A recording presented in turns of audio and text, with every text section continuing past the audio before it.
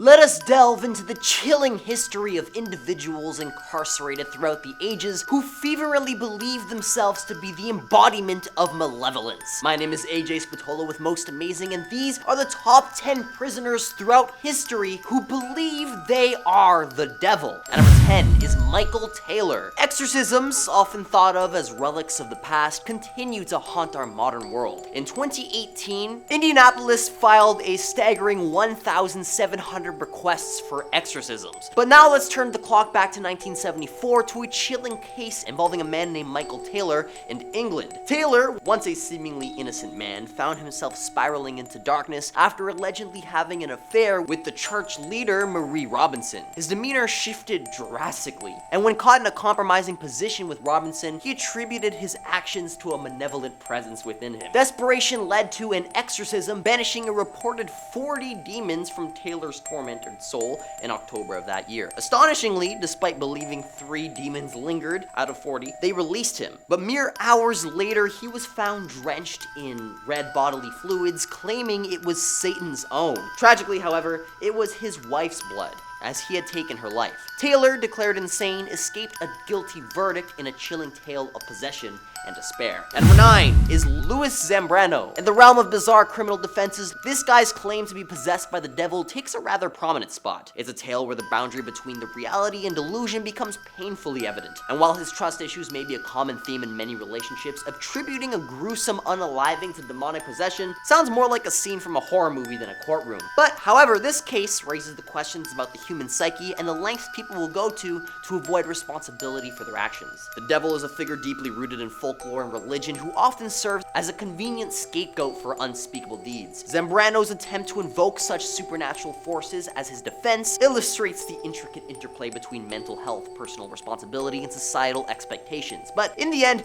justice prevailed, and Zambrano was held accountable for his actions regardless of his diabolical claims. If you're enjoying the video so far, you can support the channel by pressing like, subscribing to Most Amazing, and ringing that notification bell. At number 8 is Arne Johnson. In 1981, Arne Johnson committed a brutal unaliving, but what set this apart is his chilling defense. You see, the devil made him do it. This macabre tale, infamous enough to inspire a Conjuring movie, delves into the darkest corners of human belief. See, Johnson didn't declare himself as Satan incarnate, but claimed to be a vessel for demonic forces. The courtroom became an arena where the supernatural clashed with the mundane, as the possession was used as a defense for the first time in American legal history. The eerie backdrop includes Johnson's prior presence at 3 exorcisms, fueling the belief in his diabolical connection. At number 7 is David Berkowitz, better known as the son of Sam. He was a convicted unaliver with a chilling belief that he was working for the devil. His twisted narrative involved a demon taking on the form of his neighbor's dog, which allegedly compelled him to commit heinous crimes. The macabre tale sounds like something straight out of a horror movie, doesn't it? In fact, The Conjuring 4, The Devil Next Door Made Me Do It, could be a fitting title. Berkowitz's reign of terror led to one of New York's most extensive manhunts, leaving authorities baffled and terrified. He audaciously left notes at crime scenes as if taunting the police, believing he'd never be apprehended. One has to wonder, if you were a devilish figure working a 9-to-5 shift in the underworld, wouldn't you have more places to hide? Ultimately, Berkowitz was captured, and while he later admitted to fabricating the dog story, he claimed involvement in a satanic cult, asserting that his crimes were orchestrated as part of their grand, sinister agenda. It's a chilling glimpse into the mind of a man who believed he was doing the devil's bidding. At number 6 is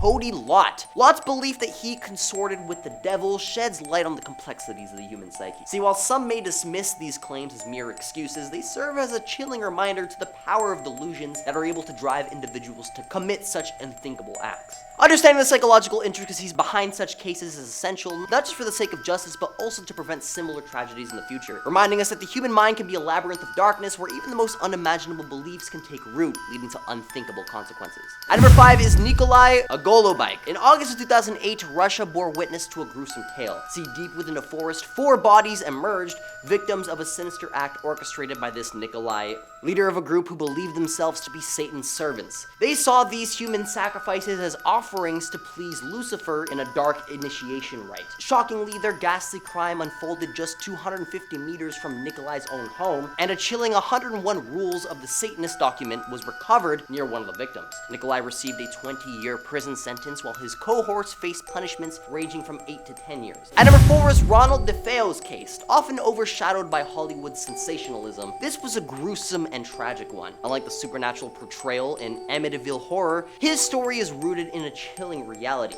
Convicted of unaliving his entire family, Defeo left behind a trail of conflicting accounts regarding that fateful night. His recent passing at the age of 69 shed a light on some of the disturbing letters he had written. In one, he boldly declared, quote, "There was no demon. You know who the demon is. I am the demon." This declaration raises a lot of haunting questions. Was Defeo genuinely possessed, or was he merely acknowledging the darkness within himself? Such a proclamation hardly bolsters his credibility, further clouding the already perplexing case. It serves as a stark reminder of the complex and often enigmatic nature of criminal psychology. And number 3 is Sam Little, a name that should send shivers down the spine, as it stands as a chilling testament to the darkest corners of human history. His gruesome confession to the slayings of over 90 individuals places him amongst the most notorious of serial unalivers. While authorities could conclusively link him to only 30 of these 90 heinous acts, there remains little doubt about the veracity of his other ambitions. What allowed Sam to perpetuate these horrors with impunity for so long was his cunning choice of diverse locations for his crimes, meticulously avoiding connection between them. In a haunting conversation with investor Sergeant LeBlanc, the discussion veered towards matters of faith and sin, and astonishingly, Sam expressed an eerie absence of fear towards a higher power, contending that he was crafted by a divine hand. His unsettling declaration that he believed himself to be the embodiment of the evil, the devil, adds another layer of mystique to an already profoundly disturbing narrative. And number 2 is HH Holmes. HH Holmes is America's very first serial unaliver, who led a very gruesome legacy, as one might imagine. After medical school, he embarked on a unaliving rampage, luring victims into a nightmarish home equipped with traps and secret chambers. He not only eliminated but also manipulated women for their wealth and made employees name him as their life insurance beneficiary. Estimates suggest he claimed over 200 lives. Before his execution, Holmes chillingly remarked, quote, "I was born with the very devil in me." In this, we find a common thread among prisoners throughout history who believe themselves to be the personification of the devil. And number 1 is Richard Ramirez, also known as the Night Stalker, who sent chills down the spines of many during the grim 1980s in Los Angeles. See, he wasn't just your run-of-the-mill serial unaliver. He left behind a haunting mark that fueled the flames of the satanic panic. Dubbed the, quote, walk-in unaliver due to his home invasion spree, Ramirez had an eerie signature: satanic messages strewn across his crime scenes. This macabre touch sent shockwaves, with authorities initially fearing a Charles Manson copycat. But Ramirez was his own unique breed of monster. Pentagrams adorned his crime scenes, and he'd compel victims to pledge allegiance to Satan over God before unaliving them. In court, he'd ominously clutch a pentagram and defiantly hail Satan after pleading not guilty. Ramirez is a true embodiment of evil, who became a nightmarish figure in the annals of criminal history. Although horrifying, these cases aren't the only instances where prisoners have believed themselves to be the devil. Throughout history, individuals have claimed sinister connections, often using such narratives to justify their heinous actions. This phenomenon raises profound questions about the intersection of mental illness, delusion, and criminal behavior. As always, if you think that there's a demonic inmate that I've missed, feel free to let me know down in the comments, and maybe I'll include your suggestion in the next video. This has been AJ Spatola with Most Amazing, and I'll catch you all in another video. Later.